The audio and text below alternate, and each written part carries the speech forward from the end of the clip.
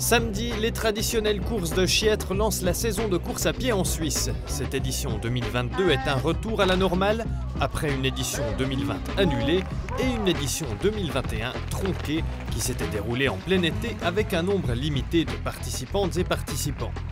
Dans la catégorie élite sur 15 km, c'est Dominique Lebalou qui s'impose chez les hommes en 44 minutes 33 et Hélène Bekele chez les femmes en 51 minutes.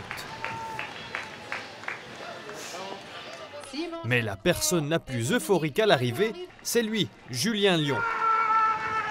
Le Genevois était coureur professionnel et a remporté la médaille d'or au championnat d'Europe de semi-marathon par équipe en 2016. Puis des problèmes au tendon d'Achille ont brutalement interrompu son ascension. Je suis content, ça va J'ai pensé que je ne pouvais plus jamais courir de ma vie en fait, et là j'ai repris l'année passée, et puis depuis la naissance de ma fille en novembre j'ai encore plus augmenté un peu le volume, et là c'était vraiment plus qu'une victoire pour moi de pouvoir déjà être sur la ligne de départ, et puis en plus de terminer maintenant premier Suisse, c'était vraiment incroyable quoi. Incroyable.